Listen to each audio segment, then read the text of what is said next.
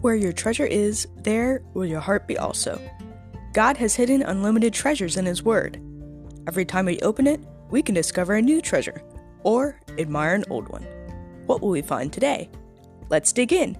Here's Carla Early with Treasure Hunt in the Word. The Old Testament law speaks in great detail about sacrifices, what animals should be given when, what the animal should be like, and what to do with the blood. To our modern mind, sacrifices and the blood of animals seems like such a barbaric system, but it was begun in the garden by God after the first sin. God killed animals to make coverings for Adam and Eve. Sacrifices, even from the beginning, were symbolic. There's nothing about an innocent animal's blood that can ever take away sin. But it was the symbol of what God would do in Jesus. It was especially to remind them of the seriousness of sin, that sin deserves death. The animal was merely a substitute for the human sinner. Abel got that. Cain didn't. Noah gratefully sacrificed to God when he came out of the ark. Solomon joyously sacrificed when dedicating the temple. But after a while, sacrifices and worship became a mindless tradition. God told Isaiah, "These people say they are mine. They honor me with their lips, but their hearts are far from me, and their worship of me is nothing but man-made rules learned by rote." It was just rituals, no true worship, no heart sacrifice. That's why God starts telling His people in the Old Testament to do righteousness and justice is more desired by the Lord than sacrifice. He says, "I desire mercy and not sacrifice, the knowledge of God more than burnt offerings." And what does the Lord require of you but to do justly, love mercy, and walk humbly with your God? So what sacrifice does God really want from us? Is it our time and money, church attendance and service? No. These things shouldn't even be sacrifices.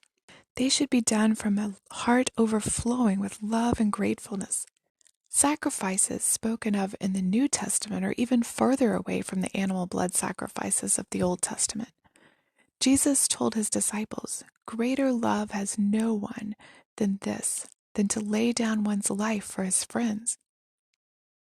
Paul tells us to present our bodies a living sacrifice. And the writer of Hebrews tells us to continually offer the sacrifice of praise to God. With such sacrifices, God is well pleased. So what kind of sacrifice does God want from us? He wants us to love Him with all our heart, all our soul, and all of our mind. He wants us to honor others above ourselves. He wants us to be more like Him in showing forgiveness, joy, love, mercy, justice, and praise. He wants us to know Him, to walk with Him, to praise Him. Y'all, He wants you, all of you, to do with as He will. That's a big sacrifice. Well, it is and it isn't.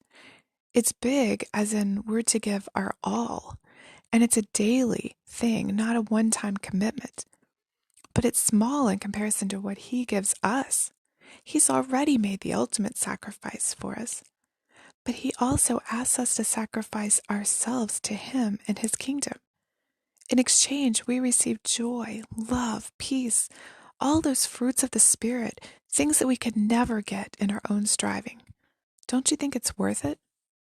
You can contact us at treasurehuntintheword@gmail.com. Also, if you'd like to share a treasure God has given you by doing an episode, please contact us. You can listen to other episodes on our website, which you'll find in the description below. Thanks for listening, and remember, where your treasure is, there will your heart be also.